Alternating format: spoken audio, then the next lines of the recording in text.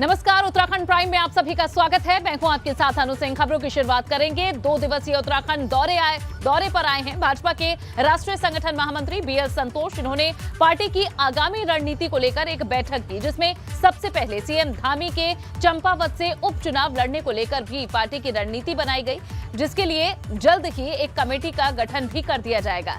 बैठक में ये भी बात निकलकर सामने आई कि दृष्टि पत्र को गीता के समान मानकर काम करना है और 1 महीने में जो काम हुए हैं उसे मई महीने में जनता के बीच लेकर जाना है। इसके अलावा विधानसभा चुनाव में जिन 23 सीटों पर भाजपा को हार मिली थी, उन सीटों को लेकर समीक्षा बैठक भी हुई। हालांकि इस दौरान भीतर घात का मुद्दा भी उठा। बैठक में बीएल संतोष ने एक-एक कर हारे हुए भाजपा प्रत्याशियों से भी बातचीत की। बैठक में हारे हुए प्रत्याशियों का मनोबल बढ़ाया गया। 2024 लोकसभा चुनाव के लिए अभी से तैयार रहने के निर्देश भी दिए गए। तो आपको तस्वीरें दिखा रहे हैं जहां बीएल संतोष 2 दिनों के दौरे पर हैं और ऐसे में बैठक का आयोजन किया गया, जिसमें कई मुद्दों पर चर्चा हुई है। इस दौरान जहां बीएल संतोष ने पार्टी की आगामी रणनीति को लेकर बैठक बुलाई थी, सबसे पहले सीएम धामी के चंपावत से उपचुनाव लड़ने को लेकर पार्टी की रणनीति बनाई गई और इस पर जल्द ही कमेटी के गठन को लेकर भी चर्चा है।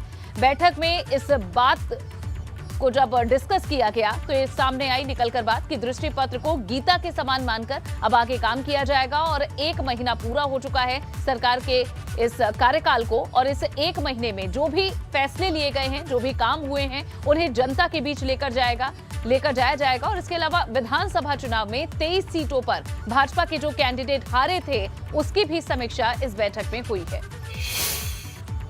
महामंत्री संगठन इस प्रकार के 2 दिवसीय दौरे पर सभी राज्यों में जाते हैं। इसमें हमारे विभिन्न प्रकार के बैठकों का आयोजन हुआ। पहली बैठक हमारे सभी मंत्री, मुख्यमंत्री बैठे, बातचीत हुई और जो हमारा मैनिफेस्टो वो हमारा गीता है। इस आधार पर हम अगले दिनों में काम करना प्रारंभ किएंगे। 1 महीने में जो सरकार ने अच्छे काम किए, मई के महीने में एक बड़ा 15 दिन का जनसंपर्क अभियान लेकर सभी घरों में उन सारे कामों को हम लोग एक जनसंपर्क अभियान के माध्यम से संपर्क करके बताने जा रहे हैं। उधर चंपावत विधानसभा सीट पर होने वाले उपचुनाव के लिए कांग्रेस बड़ी रणनीति बनाने जा रही है। चंपावत में सीएम पुष्कर सिंह धामी की घेराबंदी के लिए कांग्रेस कोई ऐसा उम्मीदवार ढूंढ रही है जो भाजपा को उपचुनाव में पटकनी देकर फतह हासिल कर सके।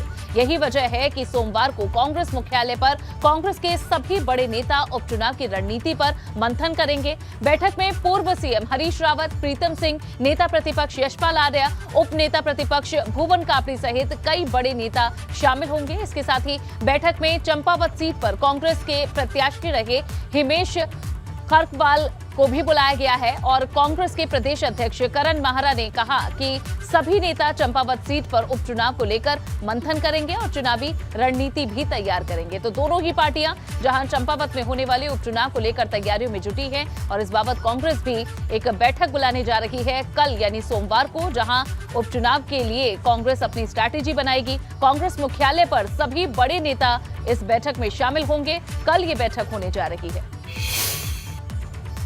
उपचुनाव को लेके अभी तक हम मंथन कर रहे थे, लोगों से बात कर रहे थे। कल को एक शीर्ष नेतृत्व की बैठक हम पीसीसी में आहूत कर रहे हैं शाम को 5 बजे के आसपास, जिसमें माननीय हरीश रावत जी, माननीय प्रीतम सिंह जी, हमारे सीएलपी के लीडर यशपाल आर्य जी, अग्रवाल साहब, आदरणीय हीरा सिंह बिस जी, मंत्री प्रसाद नैथानी जी, हरक सिंह रावत जी, इन सभी को जिन जिन का प्रभाव वहाँ रहेगा उनको बुलाएंगे और जो हमारे प्रत्याशी रहे थे वहाँ हिमेश खरकवाल जी को भी हम लोग प्रयास करेंगे, वो भी कल की बैठक में रहें।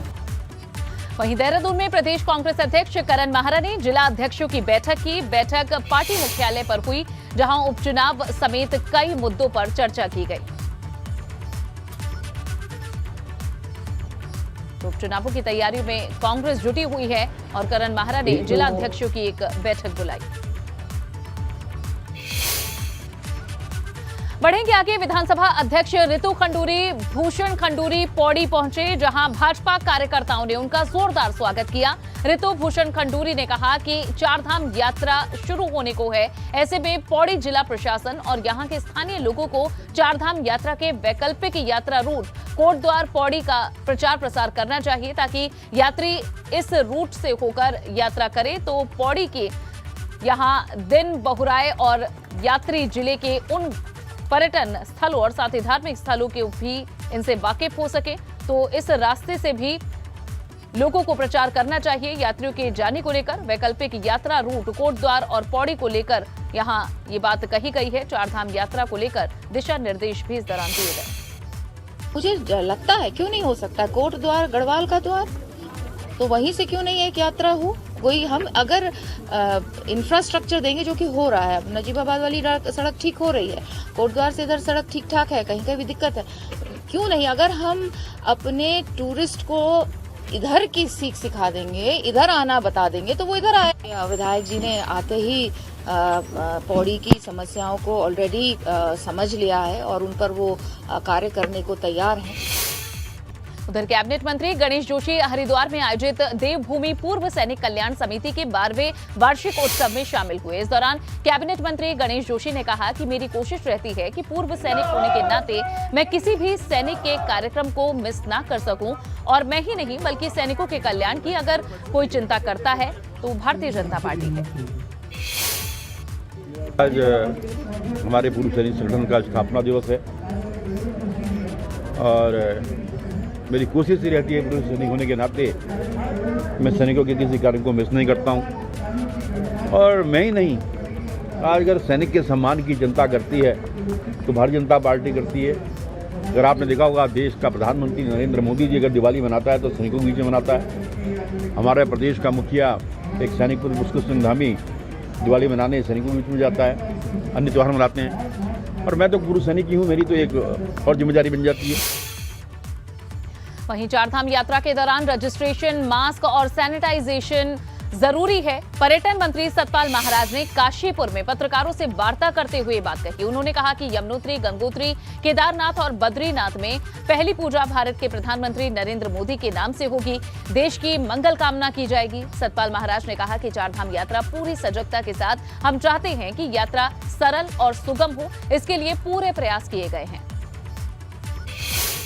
ये हमने काम किया है, उसके अंदर जो है रजिस्ट्रेशन कंपलसरी हमने कर दिया है और इसके साथ साथ जो है मास्क भी कंपलसरी रहेगी और सैनिटाइजेशन भी कंपलसरी होगा, क्योंकि कोरोना का थोड़ा सा प्रभाव बढ़ता जा रहा है। और जो कैरिंग कैपेसिटी होगी उसके मुताबिक ही लोग वहाँ पर ठहर पाएंगे, टाउन में या जो भी जगह है वहाँ पर ठहर पाएंगे। तो हमने पूरे एहतियातन बरते हैं और पूरी सजगता के साथ ये हम चाहते हैं कि ये यात्रा सरल हो और सुगम हो, इसके लिए पूरे प्रयास किए गए हैं। उधर चंपावत में पूर्व विधायक कैलाश गहतोड़ी ने पूर्णागिरी धाम के ढुलीगाड़ क्षेत्र में चलने वाले भंडारे में शिरकत की। यहां कैलाश गहतोड़ी ने मेले में आने वाले तीर्थ यात्रियों को भोजन प्रसाद वितरित किया। कैलाश गहतोड़ी ने भंडारे में सेवा करने के बाद वहां उपस्थित मेला कमेटी सदस्यों और संत महात्माओं से भेंट भी की।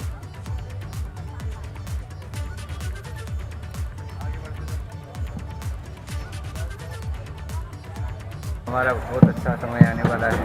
इस क्षेत्र के लिए बहुत सौभाग्य की बात है कि नेतृत्व जो है प्रदेश का मुखिया संभालेगा, तो कई चीज तस्वीर बदलने वाले हमारे क्षेत्र के, हमारा सौभाग्य। तो कैलाश गहतोड़ी पहुंचे थे। यहाँ पूर्णागिरी धाम में भंडारे का आयोजन किया गया था और यहाँ पहुंचकर श्रद्धालुओं के साथ उन्होंने मुलाकात की और भंडारे में प्रसाद भी बांटा। उत्तराखंड में एक हफ्ते में बिजली कटौती की समस्या का समाधान हो जाएगा, ये कहना है उत्तराखंड पावर कॉर्पोरेशन लिमिटेड के एमडी अनिल कुमार का। यूपीसीएल का दावा है, ये रिपोर्ट देखिए।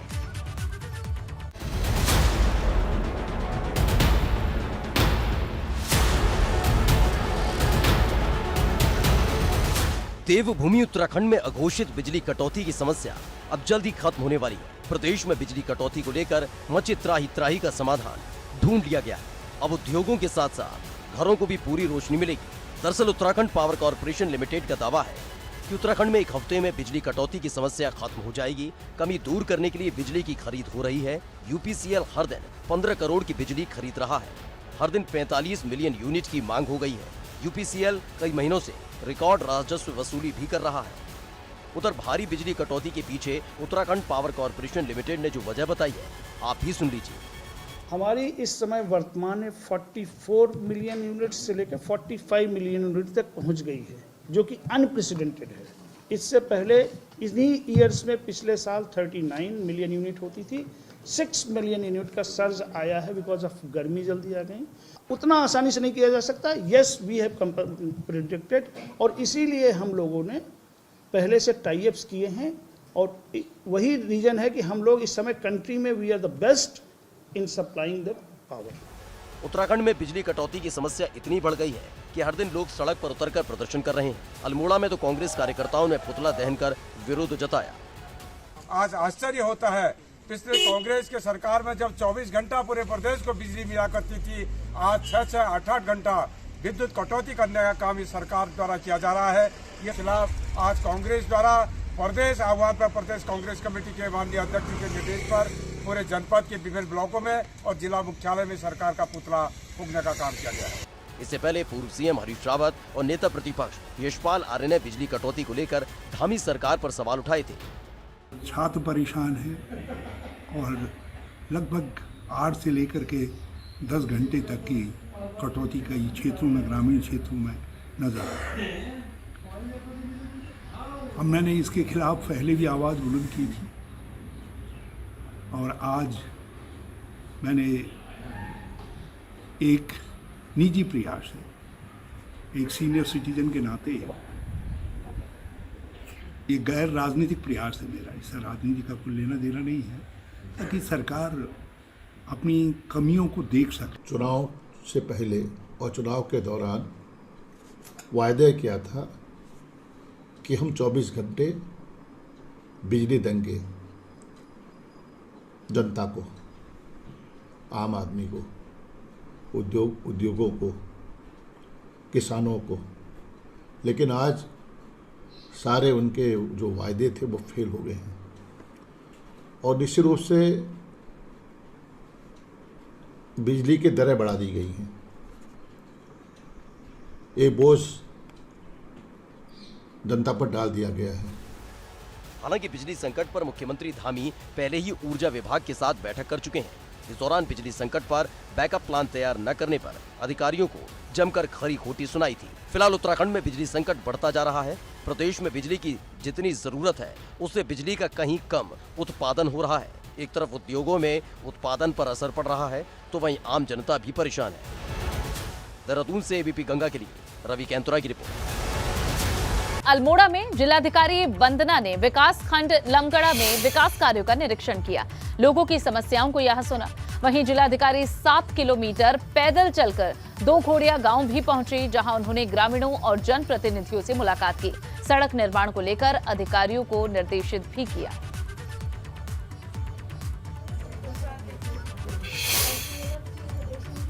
लोग बहुत दिनों से रिक्वेस्ट कर रहे थे कि आप हमारे गांव में आए। आज हम लोगों ने सभी अधिकारियों के साथ यहाँ का विजिट किया था, ग्रामवासियों के साथ बैठ के उनकी समस्याएं सुनी हैं।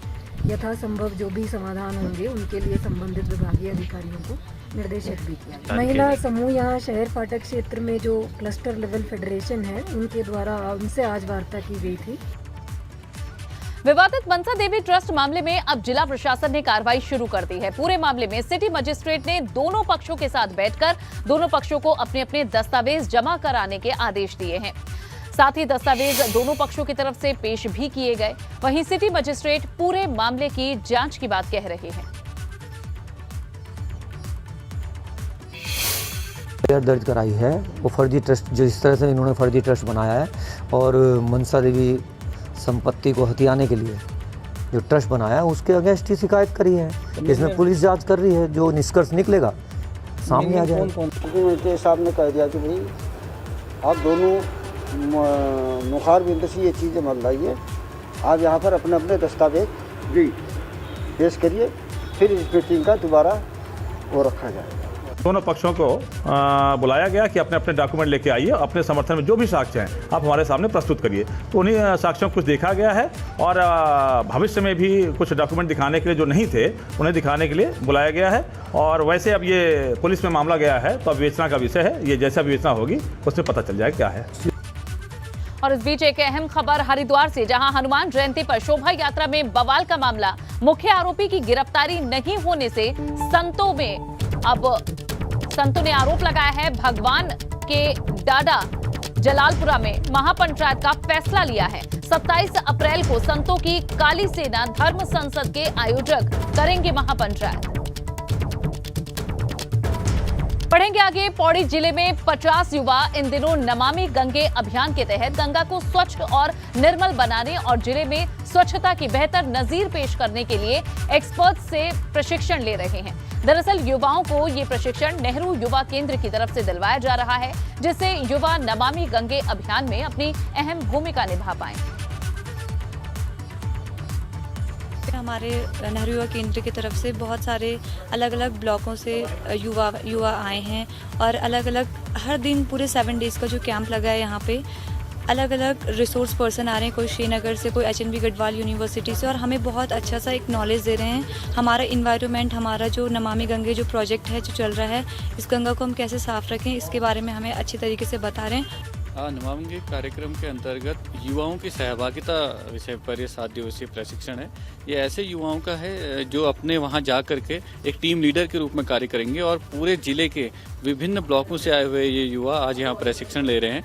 7 दिवसीय यह प्रशिक्षण चल रहा है और इसमें हम लोग पूरी कोशिश कर रहे हैं कि इन युवाओं को धरातल से जोड़ने की कोशिश कर रहे हैं, उनसे सीख इनको मिल सके। उधर हल्द्वानी में CRPF ग्रुप सेंटर काट गोदाम में आयोजित 3 दिवसीय योगा प्रतियोगिता का शुभारंभ हो गया है। इस प्रतियोगिता में पूरे देश से CRPF की 20 टीमों ने हिस्सा लिया है। प्रतियोगिता 26 अप्रैल तक चलेगी। CRPF के डिप्टी कमांडेंट ने बताया है कि जो लोग यहां बेहतर परफॉर्मेंस देंगे वे CRPF की सेंट्रल टीम का हिस्सा बनेंगे। इस मौके पर CRPF ने योगासनों मार्च पास्ट के जरिए सबका मन मोह लिया।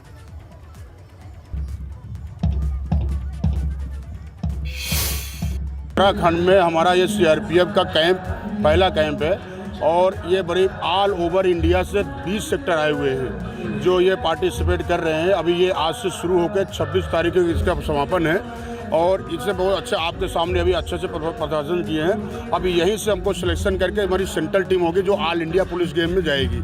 योग ये है, ये मोदी जी का भी सपना है कि योग 21 जून को मनाया जाता है, इसलिए इसका बहुत बढ़ावा हो रहा है। तो गवर्नमेंट भी कर रहा है और हम लोग CRP लोग इसको हर जगह ऑल इंडिया में CRP में कर रहे हैं। केंद्रीय विद्यालय रानीखेत में पूर्व छात्र सम्मेलन का आयोजन कराया गया। 60 साल के इतिहास में केंद्रीय विद्यालय में पहली बार यहां सम्मेलन आयोजित किया गया, जिसमें 1962 से 2010 तक इस विद्यालय में पढ़ चुके 100 छात्र छात्राओं ने शिरकत की।